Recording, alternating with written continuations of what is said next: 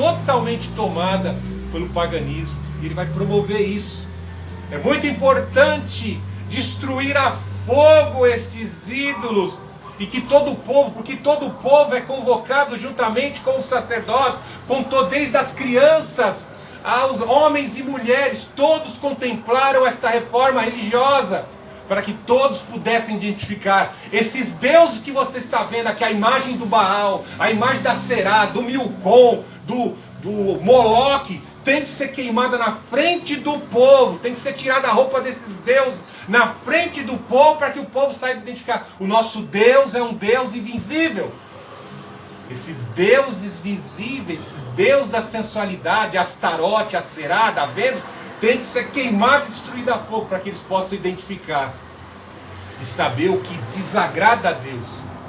É terrível porque os pecados entram sutilmente e as pessoas vão relativizando, vão tendo preguiça de estar repreendendo aquilo, dizendo não, vão caindo no vício, vão caindo na reincidência, vão se conformando, são condicionadas e ficam conforme o diabo quer, desagradando a Deus.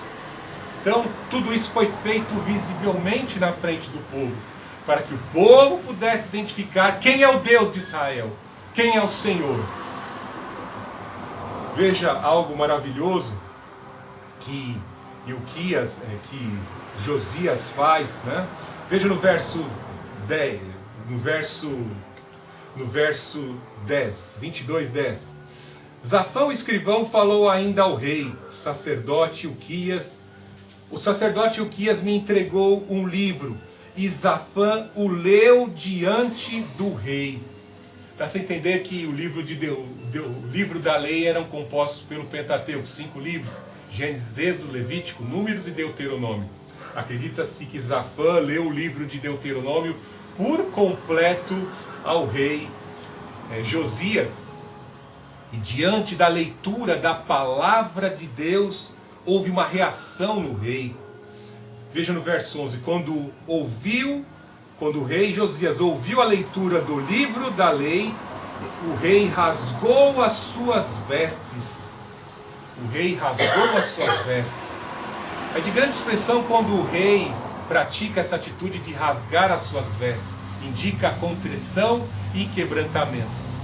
Em maior profundidade, quando o rei ouviu a lei, ele reconheceu, por meio das orientações que Moisés escreveu antes de morrer ali, antes de cruzar o rio Jordão, visto que Moisés nem cruzou as fronteiras do Jordão, ele morreu ali no Monte Hermon. E nós vemos que essas orientações eram bem exortativas, pois a lei tem uma espécie de condicional. Se vocês desobedecerem esse parágrafo, essa lei, vai acontecer isso. Se vocês fizerem isso, vocês vão perecer, vocês vão ser enfermos, a terra vai ficar enferma, o gado não vai se multiplicar, o inimigo vai tomar as suas conquistas. Tinham diversas orientações. E nós vemos que o rei, ouvindo isso e entendendo a penúria do seu povo, a triste condição que encontrava o seu povo, ele cai em contrição, ele reconhece os seus pecados.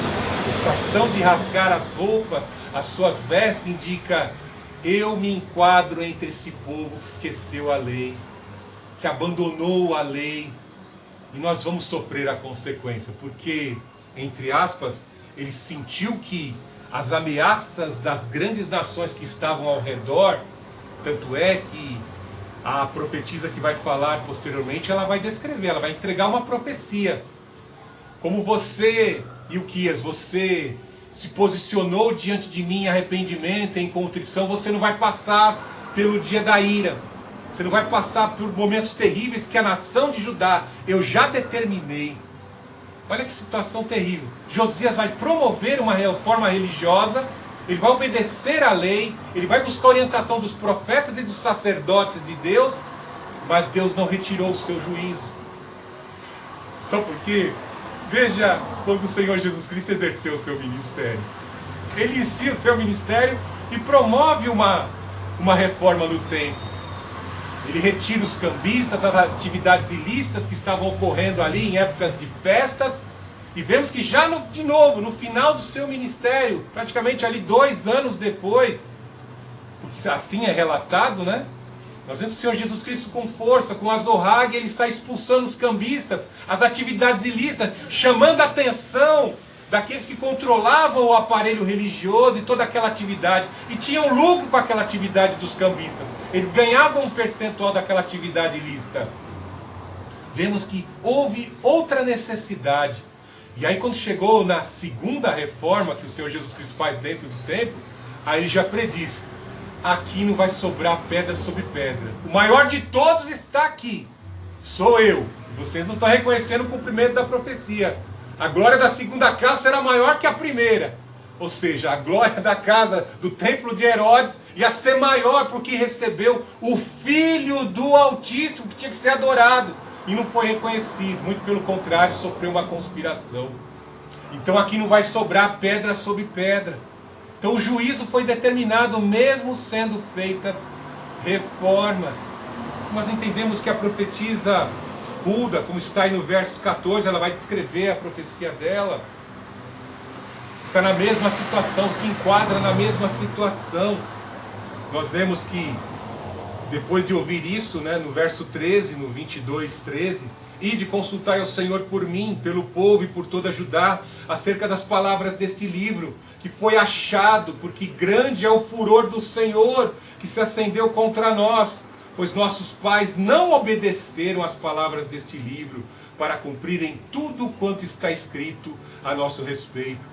Então o sacerdote Ilquias, Aicã, Acbor, Zafã, Asaías, foram falar com a profetisa Hulda, mulher de Salom, filho de Tikva, filho de Aras, o guarda das vestes. Naquela ocasião, ela morava na parte baixa de Jerusalém. Ela lhes respondeu: assim diz o Senhor, Deus de Israel, dizei ao homem que vos enviou. Nota que a mulher já é polaroide, ela revela. Foram chegando os homens de Deus, ela vai lá e diz para o homem que enviaram vocês. Eu já sei o que está acontecendo. O papai já me revelou. Essa é das profetisas boas que nós temos que consultar. Josias sabia a quem perguntar. Josias já sabia. Movido por Deus, ele rasga suas vestes, reconhece o Senhor, e o Espírito Santo já está pautando, já está orientando. O Santo Preceptor está orientando. Assim diz o Senhor Deus de Israel: dizei ao homem que vos enviou a mim. Assim diz o Senhor: eu trarei castigo sobre este lugar, seus moradores, conforme as palavras do livro que o rei de Judá leu, porque me abandonaram, queimaram incenso a outros deuses, provocando-me a ira. Mediante todas as obras das suas mãos, o meu furor se acendeu contra este lugar e não se apagará. A profecia dela é bem semelhante à do Senhor Jesus Cristo. Não vai ficar pedra sobre pedra. O inimigo virá para assolar este lugar e os filhos deste lugar. O Espírito em que vós habita sente ciúmes, né? Às vezes pensamos que estamos agradando a Deus, mas veja, né? Existem obsessões secretas em nossa mente que estão causando, proporcionando ciúmes ao Senhor. E ele já começa dizendo: virá o juízo sobre a terra, o meu povo, porque me trocaram por outros deuses, deuses palpáveis, deuses que precisam ser carregados, deuses que exigem a licenciosidade, imoralidade. Veja que nesse texto é citado um dos servos que eram responsáveis pelas roupas dos sacerdotes. Veja que ele é criterioso em escolher como tinha que ser a veste do sacerdote. Mas veja nos dias de hoje, como é a veste de alguns pregadores. Pastor com calça leg. Eu já vi vários pastor de calça leg, de tênis no púlpito. Não tenho nada contra tênis, eu uso tênis também, mas calça de mulher, calça leg, que nem as mulheres deviam usar. Deviam ser criteriosas em usar calça leg, né? Calça de ginástica no púlpito, usando calça de ginástica para pregar. Tinha um responsável aí pelas vestes, nós acabamos de ler. A ira do Senhor se acendeu. Veja o que ela revela agora, né? Terrível, imagine uma situação como essa. Minha mente aqui está querendo avançar em outras coisas. Eu fiquei, imagine a pessoa, vou consultar o profeta, e o profeta traz uma orientação como essa. Ou chegar num profeta parecido com o João Batista, raça de víboras, convertei-vos, é chegada a vós o reino do céu. Arrependei-vos, raça de víbora. Uns ouvidinhos aí não aguentariam ouvir, né? Ai, me ofendeu. Como eu citei na primeira mensagem, algumas pessoas acham que o reino da igreja é perfeito. Não, lá dentro da igreja está cheio de gente em busca da santificação.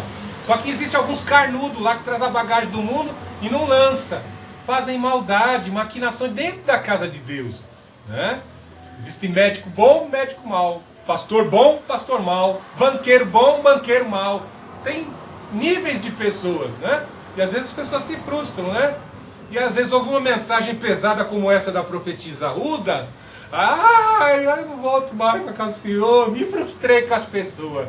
Aí cai numa religião esotérica que não tem restrições, né? Eu estava vendo o testemunho de uma moça, hein? Foi para a igreja e critica a igreja. Saiu de lá, critica a igreja, critica o pastor, critica as pessoas.